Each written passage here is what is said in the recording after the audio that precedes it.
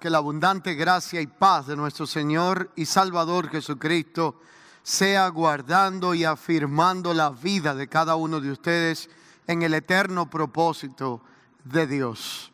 Quisiera invitarle hoy, si es tan amable, a que estudiemos las Escrituras, la cual hoy tomo la porción que aparece en la epístola según Santiago en su capítulo 1 y sus primeros versos, y dice de la siguiente manera: Santiago, siervo de Dios y del Señor Jesucristo, a las 12 tribus que están en la dispersión, salud. Hermanos míos, tened por sumo gozo cuando os halléis en diversas pruebas, sabiendo que la prueba de vuestra fe produce paciencia. Mas tenga la paciencia su obra completa, para que seáis perfectos y cabales, sin que os falte cosa alguna.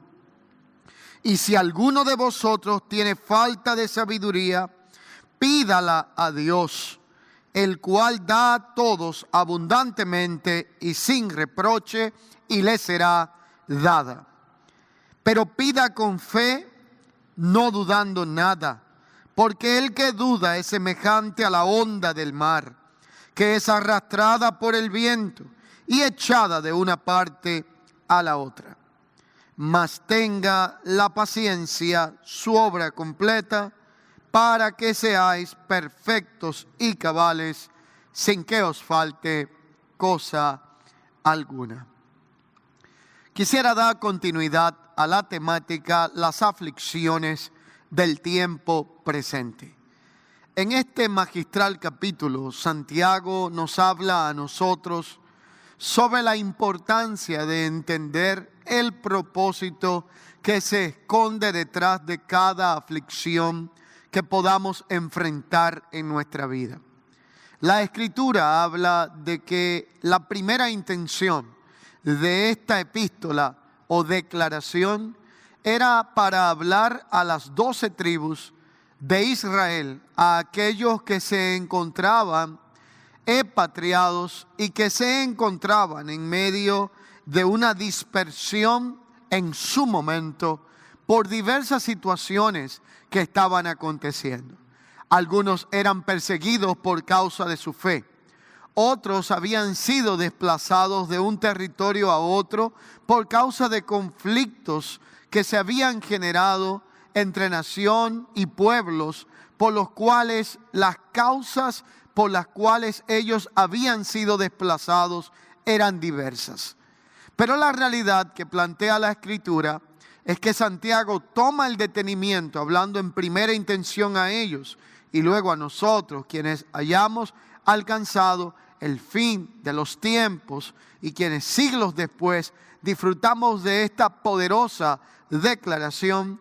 La intención era afirmar la fe del creyente, entendiendo que todo proceso vivido, toda aflicción que nos pueda afectar en el tiempo presente, conlleva en sí un propósito a manifestar. Y este propósito no tiene una procedencia temporal. Todo nace con la intención de que el propósito eterno de Dios sea manifestado en nuestra vida, aunque en el tiempo presente no entendamos a plenitud las causas o el propósito mismo por el cual estamos viviendo alguna circunstancia. Así que Santiago hace estas poderosas declaraciones hablándolo de la siguiente manera. Está diciendo: la prueba de vuestra fe es necesario saber que produce paciencia. La paciencia tiene una obra completa para que seamos perfectos y cabales, de manera que no os falte cosa alguna. Así que hablar de la prueba de vuestra fe está hablando de un principio sumamente interesante. Y es que todo lo que en algún momento tiene que ser aprobado, previamente tendrá que ser probado. Por lo tanto, hablar de una fe que es probada es hablar de algo que en algún momento tendrá que producir un resultado y un fruto que nos conllevará a lo que la Biblia llama la aprobación. De tal manera que en algún momento la Escritura también establece que es importante y necesario presentarnos a Dios como gente aprobada, como ministros aprobados, quienes no tienen nada de qué avergonzarse, sino que trazan bien la palabra de verdad. Así que el punto es que cuando hablamos de esta realidad de la aflicción, hay muchos detalles a tomar en cuenta. El primero es que hablar de aflicción es lo mismo que hablar de sufrimiento. La Escritura plantea el sufrimiento como algo normal en la vida de un ser humano y como algo necesario para formar el carácter de Cristo en la vida de un creyente. Todos nosotros tenemos un patrón y un ejemplo a seguir. Lo mismo que ese ejemplo a seguir también debe de acontecer en nosotros. La máxima expresión de nuestro ejemplo es nuestro Señor y Salvador Jesucristo. La Escritura establece en Isaías capítulo 53 que aun Cristo, por causa de lo que padeció, no quedó sin fruto en cuanto a su aflicción, sino que Isaías 53 categóricamente dice que no quedará sin ver el fruto de su aflicción. Por eso cada uno de nosotros, tarde o temprano, si persevera en la fe, si de ser probado pasa a ser aprobado, tendrá que ver el fruto de la aflicción. ¿Y cómo podemos identificar el fruto de la aflicción por medio de las Escrituras? Y es que la aflicción y la fe que ha sido probada produce grandes resultados. El primero de ellos tiene que ver con el afianzar nuestra comunión espiritual, nuestra comunión con Dios. Vemos el ejemplo de Job en las Escrituras. Dice que él fue afligido, fue probado, pero en ningún momento atribuyó despropósito alguno a aquello que había vivido. Más bien por el contrario, encontramos pasajes donde el mismo Job dice: yo sé que mi Redentor vive y con él me levantaré.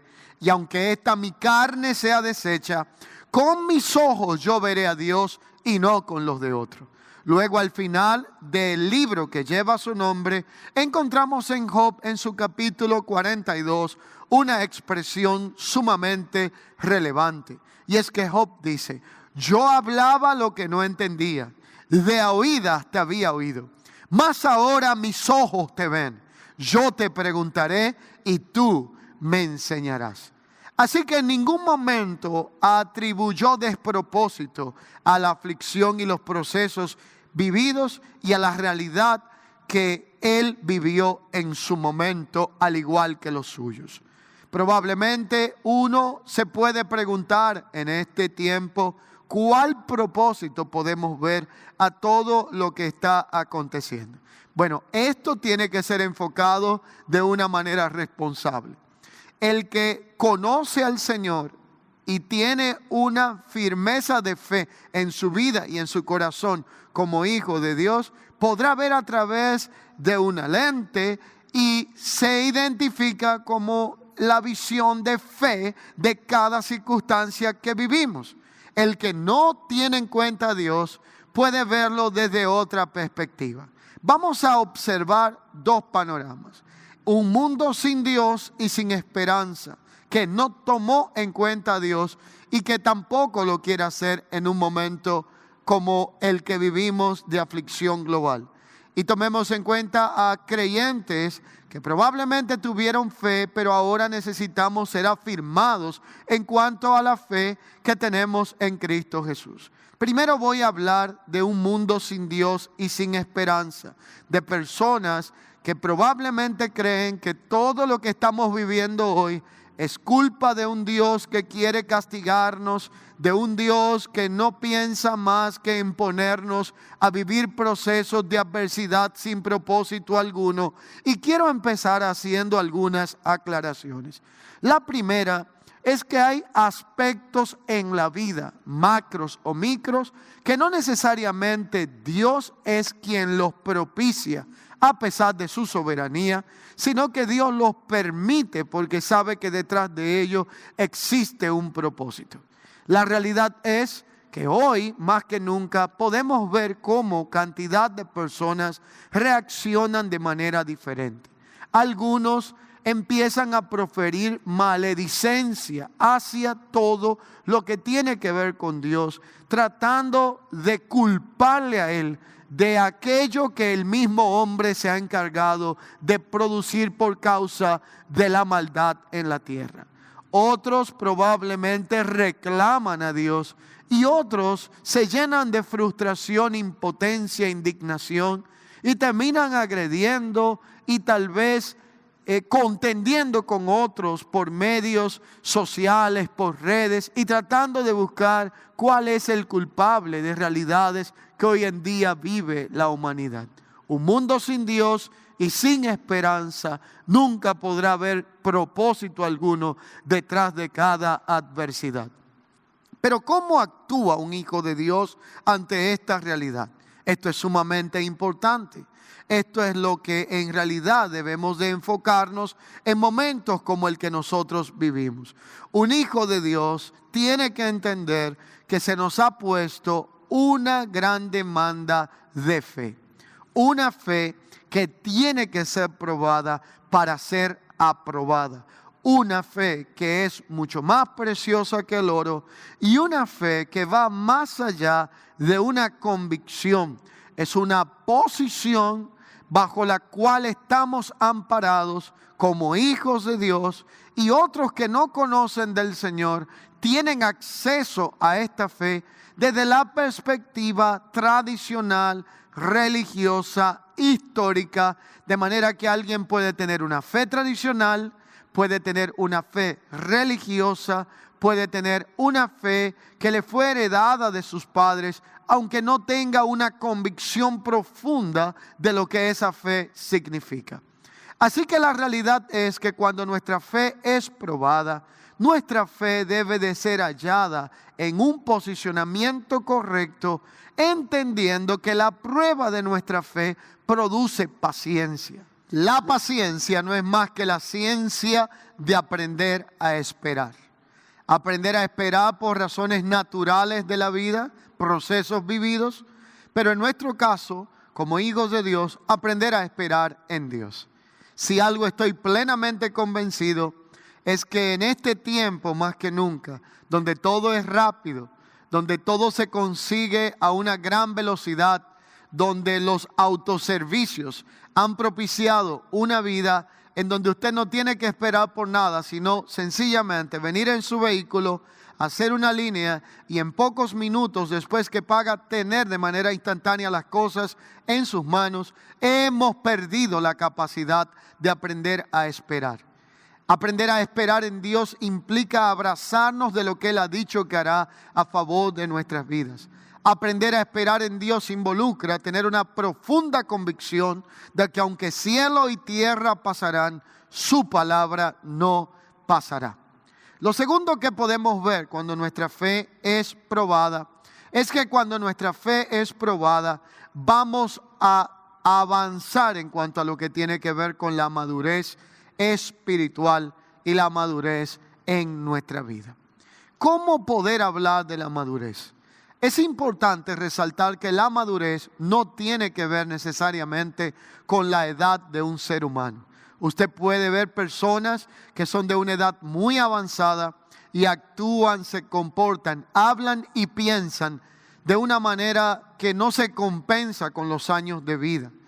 Pero podemos ver otros que probablemente no tengan una edad muy avanzada y tengan un grado de pensamiento y de accionar en su vida y de actuar que refleja lo que es esa madurez, que es una expresión que se manifiesta desde adentro hacia afuera.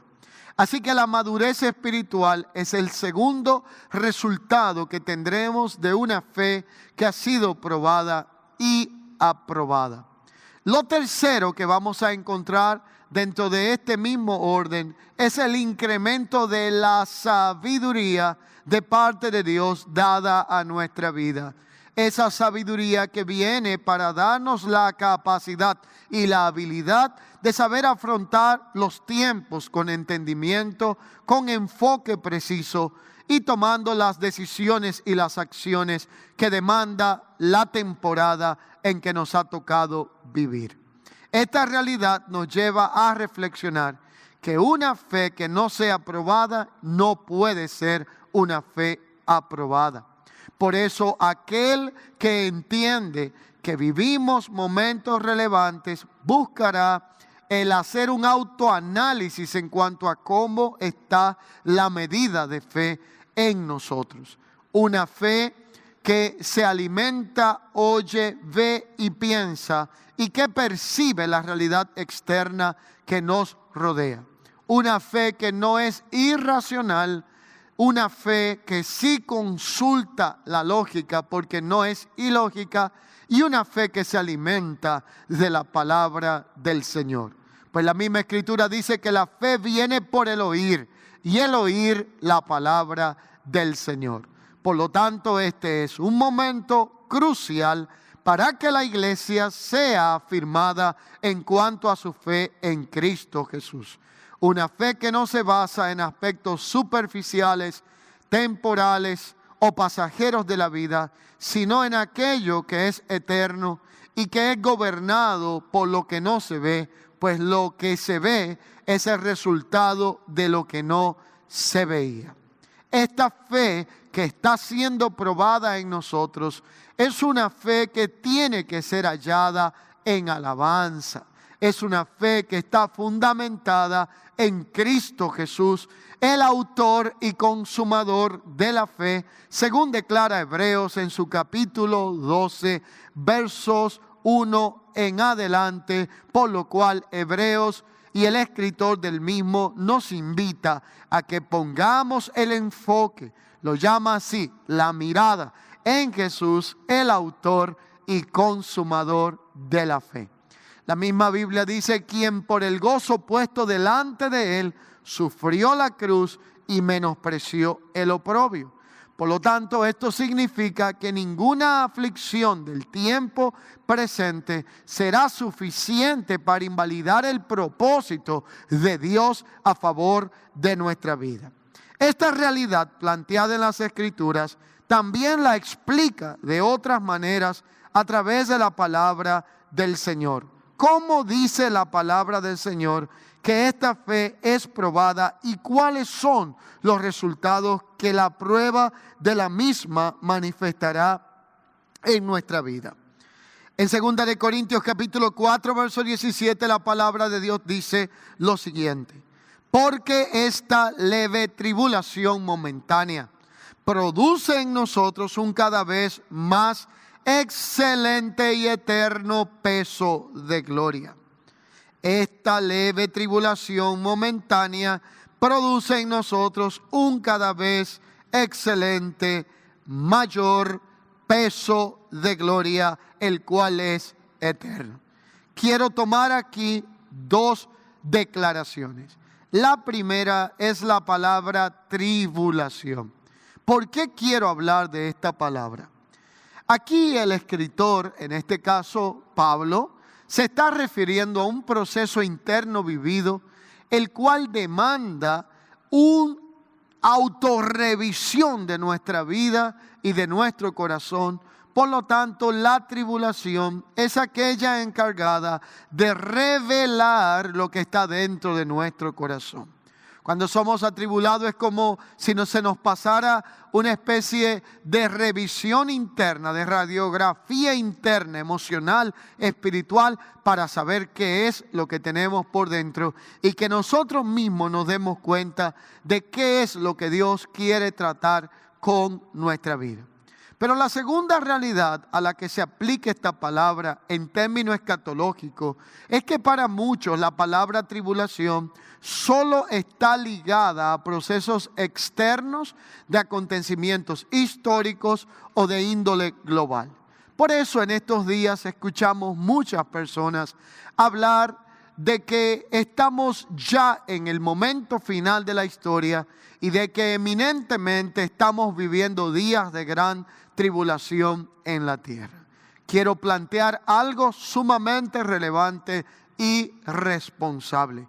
La primera tribulación a la que tenemos que hacerle caso no está definida por una cadena de acontecimientos globales, históricos o presentes, sino que la realidad de la tribulación que aquí plantea la Escritura está definida por el proceso de autoanálisis y revisión al que será sometido nuestro corazón.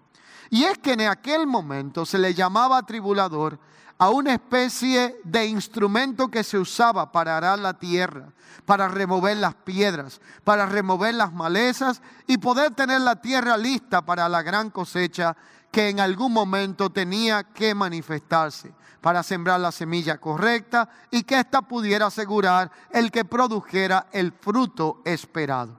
Así que si bien es cierto, hoy estamos siendo atribulados, Pablo le da una connotación sumamente interesante a esta realidad. Es que él dice que esta leve tribulación momentánea produce en nosotros un cada vez mayor y excelente peso de gloria. ¿Por qué leve tribulación momentánea? ¿Y por qué quiero tomar esta segunda palabra momentánea? Es que todo proceso de aflicción, todo proceso de sufrimiento y todo proceso de adversidad tiene una fecha de inicio y tiene una fecha de culminación. Puede estar muy seguro que lo que hoy estamos viviendo en algún momento ha de terminar, ha de finalizar. La gran pregunta es, ¿cómo seremos nosotros hallados al culminar el proceso que estamos viviendo? ¿Seremos hallados con una fe que ha sido probada y al final fue aprobada? ¿O seremos hallados de una forma incorrecta, siendo gobernados por las situaciones temporales de la vida y por aspectos que en algún momento han de culminar? Esta realidad nos lleva a nosotros a entender que las pruebas nos fortalecen y nos ayudan a que nuestra fe sea incrementada y de esta manera poder nosotros soportar hasta el final de todas las cosas. Así que este no es el fin, sino una tribulación, un proceso, aflicción momentánea que en algún momento tendrá que terminar de la misma forma que pudo comenzar. Yo sé que lo que estoy diciendo hoy conlleva una serie de factores que debemos de tomar en cuenta. Me he puesto a pensar la cantidad de personas que después de este tiempo de cuarentena, de encierro, terminarán con problemas psicológicos y emocionales, encerrados en un hogar, sin poder salir de un lugar al otro, privados de una libertad y enfocados solamente en las situaciones adversas que han cambiado nuestro ritmo de vida. Si bien le puedo decir, lo que creo es que nada será igual de aquí en adelante. Todo tendrá que cambiar. Tendremos que cambiar modelos de conducta, tendremos que cambiar patrones de comportamiento, hábitos, actitudes que en el fondo nos han hecho más mal que bien. Y este tiempo, si usted lo asume de la forma correcta, se debe de convertir en un tiempo de profunda interacción, de un tiempo de profunda reflexión para darnos cuenta cuántos aspectos de nuestra vida necesitan ser ajustados a la luz de la palabra del Señor. Y aquí me refiero de una manera muy particular en lo que respecta también a la iglesia. Para nadie es un secreto que la iglesia ha estado en una posición de tanta comodidad. La iglesia ha estado por mucho tiempo, o al menos una gran parte de la iglesia, viviendo la comunidad de un evangelio que no involucre en su teología ni el sufrimiento, ni procesos, ni aflicciones, sino un evangelio de éxito, de prosperidad, algo que ha hecho que muchos se queden aún sin mensaje en este tiempo, porque lo único que han aprendido es a motivar a otros de que hay éxito y prosperidad de parte del Señor, pero no han querido encarar lo que se llaman etapas de formación y de sufrimiento. Y es que cada etapa de formación y de sufrimiento nos forma el carácter como hijos de Dios y forma el carácter de Cristo en nuestra vida. De manera que seamos creyentes, que estemos mucho más firmes después de los procesos de lo que estuvimos antes de comenzar en ellos. Hoy es mi oración que todo el que está al alcance de la palabra de Dios sea firmado en cuanto a su fe, pueda ser fortalecido en su ser interior y aprenda que no hay despropósito en medio de cualquier situación que usted se encuentre viviendo. Sabemos que la realidad siempre pone en nuestra alma y en nuestra realidad humana una especie de desafío en cómo vamos a corresponder en tiempos de adversidad. Si bien es cierto, Dios desde su eterno propósito ha expresado por medio de su palabra cuál es el fin que Él espera de cada uno de nosotros. La Escritura dice que el fin que Dios tiene para cada uno de nosotros es de bien. Son pensamientos de bien para darnos el fin que nosotros estamos esperando. Ahora, cuando hablamos de aflicción, las aflicciones del tiempo presente no deben de tomarnos por sorpresa a ninguno de nosotros. Por eso la Escritura declara en Juan en su capítulo 16, verso 33, que el mismo Jesús anunció y dijo: estas cosas os he hablado para que en mí tengáis paz. En el mundo tendréis aflicción, mas confiad, yo he vencido al mundo. De la misma manera también, Primera de Pedro capítulo 4, versículo 12 al 13 dice: amados, no os sorprendáis del fuego de prueba que os ha sobrevenido, como si alguna cosa extraña os aconteciese. Antes bien gozaos, porque sois participantes de las aflicciones de Cristo, para que también en la revelación de su gloria os regocijéis con gran alegría. Así que cuando vienen momentos de aflicción, no debemos ni de asombrarnos, ni de sorprendernos, sino de aprender a gozarnos, porque estamos siendo participantes de procesos de perfeccionamiento que Dios ha permitido para poder traer a nuestra vida ajustes internos y externos que nos lleven a vivir cada día más conforme a la vida de Dios. Juan capítulo 16, verso 33, hace una declaración contundente en este aspecto. Sin embargo, debemos de tener cuidado de nunca hacer excusas en medio de procesos de tribulación y aflicción, cuando estos también han sido el resultado de nuestra propia maldad y de nuestra propia realidad. Por eso el hombre entra en etapas llamadas procesos de arrepentimiento.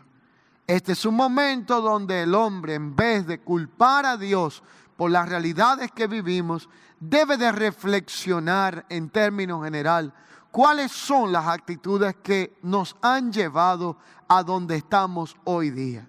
Para nadie es un secreto que aún la misma Escritura habla de lo que es el carácter del hombre en el tiempo en que estamos viviendo. Vemos cómo impera la falta de amor. Vemos cómo el egoísmo, el materialismo, la ambición, la arrogancia, la competencia está destruyendo al ser humano. Así que la realidad es que la Escritura plantea y dice que ninguno de nosotros debe de padecer como homicida, o como ladrón, o como malhechor, o por entrometerse en lo ajeno, sino que si hay un padecimiento en nuestra vida, debe de ser por causa de algo que nosotros mismos no hemos provocado, sino que Dios lo ha permitido con el fin de perfeccionar nuestras vidas hasta llevarlo al estándar de la vida de Cristo. Así que si estoy en el Señor, debo de entender que detrás de cada aflicción existe un gran propósito. Este es eterno y en Él está incluida mi vida y todo lo que tiene que ver con mi andar si estoy firme en Él. Pero si me enfoco en mi aflicción o en algo externo, voy a perder de vista el propósito eterno de Dios. Por lo tanto, lo que demanda el tiempo de aflicción es tener un enfoque correcto en la vida de Dios. Tener un enfoque correcto en Cristo. Así que la realidad es que hay propósitos en plural en medio de cada aflicción y un propósito eterno que gobierna cualquier realidad que podamos vivir en nuestra vida. Propósito en singular se refiere al propósito eterno de Dios que gobierna todas las cosas en Cristo Jesús. Y los propósitos que hay en medio de cada proceso son algunos de los que quiero mencionar en esta hora. Y el primero de ellos es manifestar cuál es la realidad de nuestro carácter. Y para ello está el ser probados. El Salmo capítulo 26, versículo 2, dice de la siguiente manera. Dice, examíname, oh Señor, y pruébame. Escudriña mi mente y mi corazón. Pruébame, examíname, escudriña mi mente y mi corazón. Lo segundo que las aflicciones han de producir como propósitos en nosotros se llama la paciencia. Esto es lo que declara Santiago capítulo 1, versículo 2 y versículo 4. Lo tercero es la consolación. Segunda de Corintios capítulo 1, versículo 5 dice de la siguiente manera. Porque así como los sufrimientos de Cristo son nuestros en abundancia, así también abundará nuestro consuelo por medio de Cristo. Así que la Escritura habla de la consolación de Dios, de la cual debemos de aprender en nuestra vida, porque cuando aprendemos a conocer la consolación que Dios da a nosotros por medio de su multiforme gracia, dejamos de correr a buscar respuestas a los lugares no indicados y no adecuados en los días de aflicción y adversidad, y aprendemos a depender cada día y a confiar más en el Señor y en la consolación que solo Él nos puede dar. Otro propósito de la aflicción es que podamos consolar a los demás. Segunda de Corintios capítulo 1, verso 3 al 4 declara: bendito sea el Dios y Padre de nuestro Señor y Salvador Jesucristo, Padre de misericordia y Dios de toda consolación, el cual nos consuela en toda tribulación, para que nosotros podamos consolar a los que están en cualquier aflicción, con el consuelo con que nosotros mismos hemos sido consolados por el Señor. Consolar con la consolación que hemos recibido de parte del Señor. Otro propósito detrás de la aflicción es enseñarnos a confiar cada día más en Dios que en nuestras propias fuerzas y en nuestras propias capacidades. Así que 2 de Corintios 1:9 dice, para que no confiemos en nosotros mismos, sino en Dios que nos resucitará y que resucitará a los muertos. Esa confianza en el Señor que debe de permanecer firme y sin fluctuar desde el principio hasta el fin. Y por último, para que seamos transformados más y más a la imagen de su Hijo. Así que la meta de cada uno de nosotros como hijos de Dios es que seamos conformados a la imagen de su Hijo. Y para ser conformados a la imagen de su Hijo, Dios permite aflicciones y perfeccionamiento en nuestra vida. Esta realidad a nosotros nos equipa para poder vivir y disfrutar de su gloria y de su eterno propósito en cada uno de nosotros. Así que la realidad es que esto nos permite aprender a regocijarnos y gloriarnos en las tribulaciones, sabiendo que la tribulación produce paciencia. La paciencia, al ser probada, produce, en cuanto a la prueba de nuestra fe, esperanza, y la esperanza no avergüenza, porque el amor de Dios ha sido derramado en nuestros corazones por el Espíritu Santo que nos fue dado, declara Romanos en su capítulo 5, versículo 3 en adelante. Ahora bien, ¿cómo podemos nosotros, cuando nuestra fe está siendo probada, vivir de una forma que podamos tener una fe aprobada para con Dios y para con aquellos que nos rodean, como evidencia de lo que Dios ha puesto en nuestros corazones?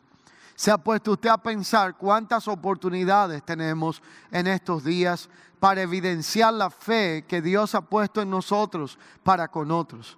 Ayudando al necesitado, tratando de alentar a aquellos que están pasando momentos de aflicción, al igual que nosotros, pero en diferentes grados o en diferentes vertientes y formas, tratando de ser gente que se convierta en instrumento de consolación para la vida de otros, y que de la misma consolación que hemos recibido podamos también impartir a otros conforme a la gracia que nos ha sido dada en Cristo Jesús. Piense usted, ¿cómo respondemos a esta realidad cuando nuestra fe está siendo probada? Una fe que no es probada no puede ser aprobada, y una fe que no es aprobada demanda que haya una repetición de examen, aunque sea por medio de diversas formas. Así que necesitamos tener la respuesta correcta, sobre todo cuando vivimos en tiempo de adversidad. Y para ello, toda respuesta que nosotros podamos necesitar se encuentra contenida en la palabra de Dios. La palabra de su gracia es la palabra que tiene la capacidad de dar respuesta a cualquier inquietud, circunstancia o adversidad que estemos viviendo en nuestra vida. Por eso Jeremías en su capítulo 33, versículo 3, hace una declaración hablando como profeta del Señor y dice: clama a mí y yo te responderé. Por lo tanto, te enseñaré cosas grandes y ocultas que tú no conoces. Dios está dispuesto a atender el clamor de aquellos que se acercan confiadamente ante el trono de su gracia, y desde la posición de la gracia, de la multiforme gracia de Dios, dar respuesta a la realidad que nosotros estamos viviendo. Y esta realidad que estamos viviendo está relacionada con la prueba de nuestra fe. Es mi oración en este día que sea el Señor fortaleciendo a cada persona que está al alcance de esta palabra. Es mi oración en este día que Dios permita que este se convierta en un tiempo de un autoanálisis, de un análisis interno, para revisar el orden en que está nuestro carácter, nuestro corazón y sobre todo los aspectos de fe en nuestra vida. Que podamos tener la forma de corresponder correctamente en el tiempo de adversidad. Que una fe que es mucho más preciosa que el oro, cuando sea probada, sea mucho más valiosa, aquilatada, por cuanto ha sido ya encontrada pura, genuina y verdadera. Que el Señor, Dios Todopoderoso, afirme nuestras vidas en esta realidad, y que al culminar los procesos que recientemente estamos viviendo, podamos tener la respuesta que Dios está esperando de nuestra vida. Porque esta leve tribulación ha de terminar. Y cuando ella termine, entonces nos daremos cuenta que este no era el fin de todos, sino un capítulo bien adverso que nos ha tocado vivir en la historia de la humanidad, pero que la diferencia la establece en nuestra vida y por medio de nosotros la fe que tenemos en Cristo Jesús.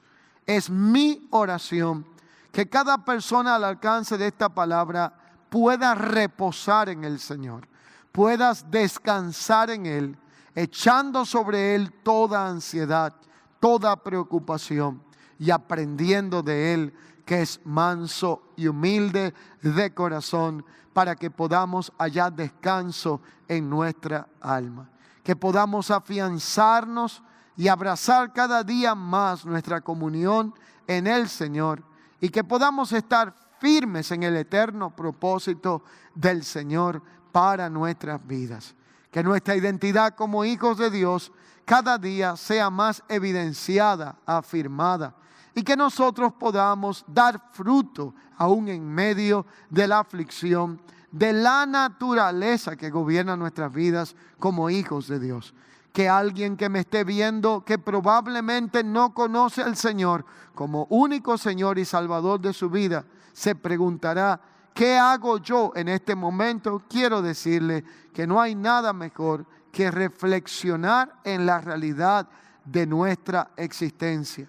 Y si entiendes que has estado viviendo contrario al propósito de Dios, hoy es un buen día para que puedas entregar tu corazón a Cristo y permitir que Dios, por medio de su Santo Espíritu, trabaje en él y pueda transformarlo desde adentro hacia afuera, para que pueda ser esa morada y ese templo donde el Espíritu de Dios quiere habitar. Que las aflicciones del tiempo presente y que la realidad que vivimos, que no se compara con la gloria que nosotros ha de manifestarse, pueda encontrarnos con una fe que ha sido probada y aprobada, hallada en alabanza, y que después de toda esta jornada podrá gritar en alto que ha sido afirmada en Cristo Jesús. Hoy quiero orar por usted. Hoy quiero orar por usted que está viendo esta palabra que hoy se está enseñando, por usted que está allí reunido con sus familiares, por usted que se siente probablemente afectado de una manera u otra por algún dolor vivido, por alguna pérdida, por alguna situación de adversidad, o quién sabe si un tanto afligido por haber expuesto su alma y su mente a tantas informaciones, quizás un tanto exhausto de vivir en un espacio limitado, allí donde no tiene cómo movilizarse, y todo esto ha estado allí albergándose en su corazón. Te invito a que hoy lo entregues al Señor y reposemos en Él y echemos nuestras cargas en Él. Permítame orar por usted, permítame orar por todo aquel que está al alcance de esta palabra en esta hora, conforme a la palabra que en este día hemos recibido. Inclina tu rostro donde estás. Señor y Padre de nuestro Señor y Salvador Jesucristo, de quien toma nombre toda familia en los cielos y en la tierra, oramos en esta hora todos conectados al mismo propósito eterno, pidiéndote por cada familia y por cada persona que está al alcance de esta palabra. Señor, fortalece al que se encuentra débil. Señor, afirma a aquel que su fe le está tambaleando. Oro para que tú traigas sanidad sobre el que esté enfermo y traigas consolación en el corazón de personas que han perdido a alguien conocido, algún familiar o a alguien que han perdido y que ha producido profundo dolor en su vida en este momento. Oramos, Señor, para que la gracia multiforme que es en Cristo Jesús sea trayendo paz, consolación y reposo a cada corazón. Que sepamos, oh Dios, que tu provisión eterna, que es tu palabra de gracia, tiene el poder para guardarnos y afirmarnos en Cristo Jesús. Y que aún tu palabra declara que escrito está que no solamente de pan físico vivirá el hombre, sino de toda palabra que sale de la boca de Dios.